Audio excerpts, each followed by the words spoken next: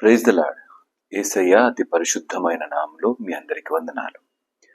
ఈ యొక్క దిన లేఖన భాగం లూకా సువార్త 21వ అధ్యాయము మొదటి 4 వచనాలు చదువుతున్నాను. కానుక పెట్టెలో తాము కానుకలను వేయుచున్న ధనవంతులను ఆయన పారదూచెను. ఒక బీద విధవరాలు 2 కాసులు అందులో వేయుచుండగా చూచి, ఈ బీద విధవరాలు అందరికంటే ఎక్కువ వేసినని మీతో నిశ్చయముగా చెప్పుచున్నాను. వారందరూ తమకు కలిగిన సమృద్ధిలో నుండి కానుకలను వేసిరి గాని ఈమె తన లేమిలో తనకు కలిగిన జీవనమంతయు వేసెనని వారితో చెప్పెను. ఈ యొక్క వచన భాగము చదివగానే ఇచ్చే దాని గురించిన మాట మాట్లాడతాడు అని అనుకుంటున్నారేమో. దేవుని సన్నిధానానికి కానుకలు కానీ ఇచ్చే విషయం కొరకు నేను ఎప్పుడు కూడా వాక్యాన్ని బోధించను.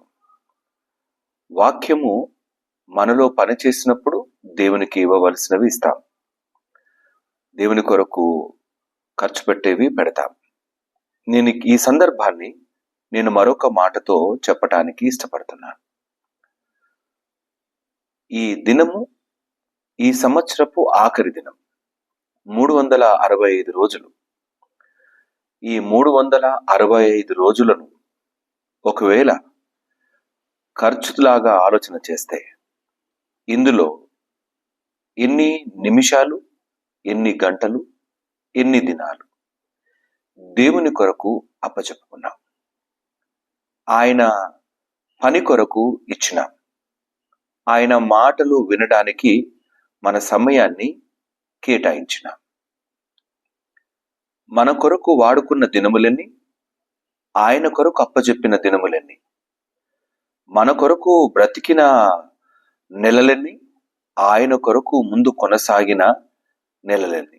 ఒకవేళ ఈ విధంగా లెక్క వేస్తే ఎంత సమయాన్ని దేవుని కొరకు మనం ఇచ్చినాం. మరి ఈ 365 రోజులు మనల్ని ఆయన కాపాడలేదా? ఆయనతో మనము నిలబడి లేకపోయినా ఆయన మనల్ని పోషించి సంరక్షించి నడిపించలేదా? ఈ యొక్క ఉదయకాలం ఈ యొక్క మాటలోని ఒకసారి మనం ధ్యానం చేస్తే, మనల్ని ఎంతగానో ప్రేమించి మన జీవితాలను ఇంత అందంగా తీర్చిదిద్ది సంవత్సరము తర్వాత సంవత్సరాన్ని ఇస్తూనే వస్తూ ఉన్నాడు.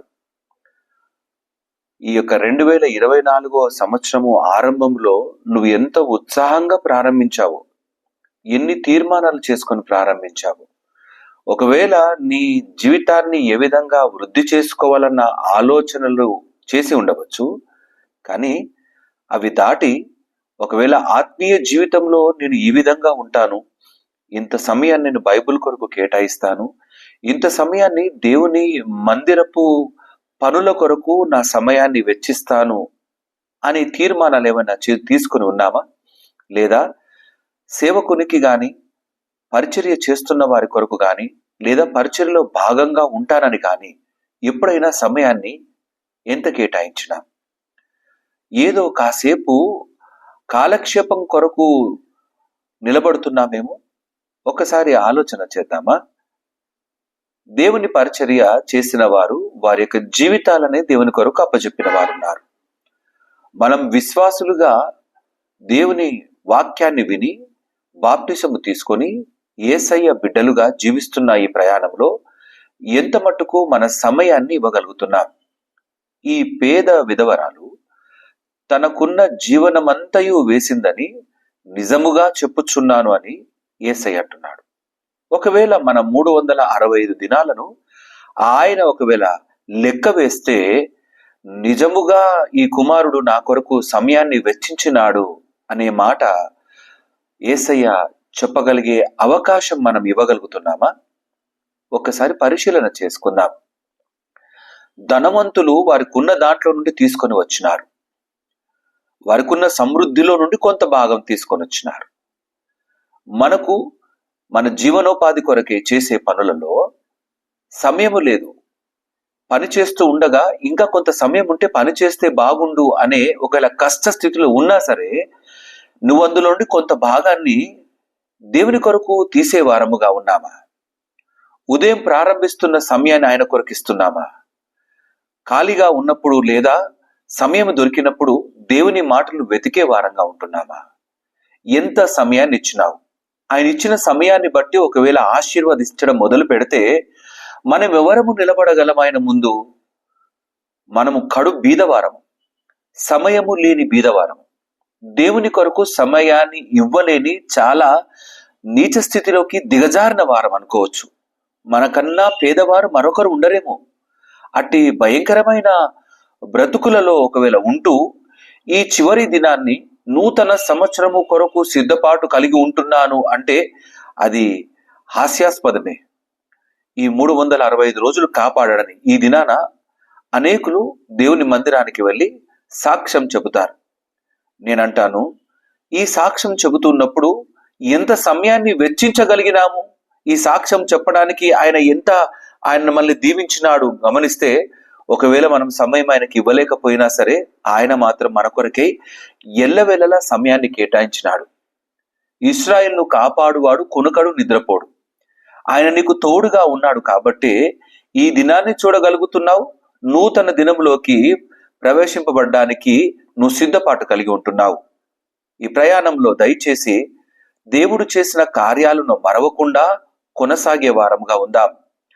ఆ విధవరాలు 2 కాసులు వేసి తనకున్న ధనం ఏమైతే ఉందో పూర్తిగా అప్పచెప్పింది, తన జీవనాన్ని అంతా అప్పచెప్పింది. మన ప్రయాణంలో దేవుని కొరకు మన సమయాన్ని ఎంత అప్పచెప్పగలుగుతున్నాం, ఎంత ఇవ్వగలుగుతున్నాం? చర్చిలకు వెళ్తే వాచ్ చూసుకుంటాం, బయటికి ఎక్కడికైనా వెళ్తే వాచ్తో సంబంధం లేదు, సమయంతో సంబంధం లేదు, విపరీతంగా కాలక్షేపం చేస్తాం. కానీ దేవుని మందిరం అనగానే సమయం నుండి సమయం అయిపోవాలంటాం.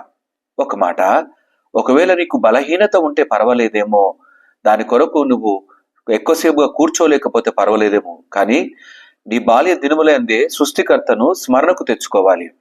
నీ యవ్వన కాలం ముందు ఆయన కాడిని మోస్తూ ముందు కొనసాగాలి. అట్టి జీవితము కలిగి ఉండి కూడా మనము దేవునికి సమయాన్ని ఇవ్వలేని వారముగా ఉంటే మనకన్నా పేదవాడు మరొకడు ఉండడేమో. ఆయనకు సమయం ఇవ్వగలిగితే, మన జీవితంలోని మన సమయాన్ని ఆయనకి ఇవ్వగలిగితే మన సమయాన్ని అమూల్యంగా మార్చగలడు, అద్భుతంగా తీర్చిదిద్దగలడు. చాలాసార్లు బయటి వారు అంటారు, వీడి సమయం చాలా బాగుందిరా, వీడి టైం బాగుంది అంటారు. మరి మన టైం బాగుందా లేదా? అటువంటి స్థితిలో ఉండాలి అంటే సమయాన్ని యేసయ్యకి ఇచ్చే వారంగా ఉండాలి. ఇస్తున్నావా? ఆదివారం రాగానే సమయానికి దేవుని మందిరంలో కనబడుతున్నామా? దేవుని వాక్యానికి చోటిస్తున్నామా హృదయంలో? ఎలాంటి వారముగా ఉంటున్నాం? కేవలం ఆచార క్రైస్తవులముగా ఈ సంవత్సరంలో ఎంతకాలం బ్రతికాం? దేవుని కొరకై సమయాన్ని కేటాయించే వారముగా మనం ఎంతవరకు ఉండగలుగుతున్నాం? ఈ యొక్క విధవరాలు తన జీవనం అంతా వేసింది. ఈ 365 రోజుల్లో నువ్వెన్ని దినాలు దేవుని కొరకే ఇచ్చినావు? దినాలు ఇచ్చినావా? గంటలే ఇచ్చినావా? కాసేపు కనబడి వెళ్తున్నావా? ఎన్ని ఆదివారాలు దేవుని మందిరానికి వెళ్లకుండా ఉన్నావు? ఎన్నిసార్లు దేవుని వాక్యాన్ని పఠించకుండా ఉన్నావు? ఎన్నిసార్లు నీ ఇష్టానుసారంగా సమయాన్ని నీ కొరకై ఉపయోగించుకున్నావు?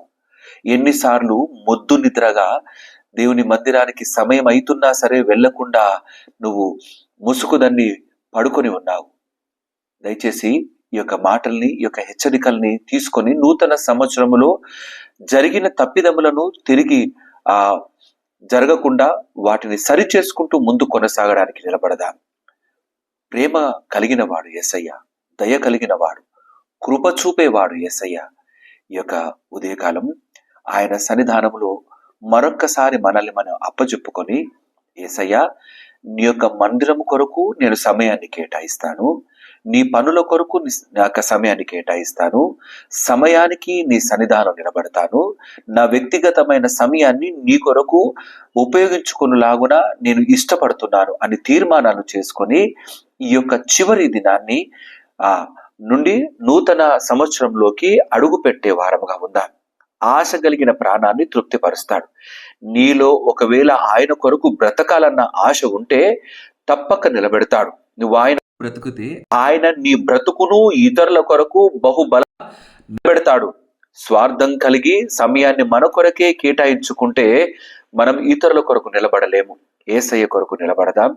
మన సమయాన్ని మనం యేసయ్య కొరకు ఇచ్చే వారముగా ముందుకు కొనసాగుదాం. దేవుడి యొక్క మాటలు దీవించి ఆశీర్వదించును గాక.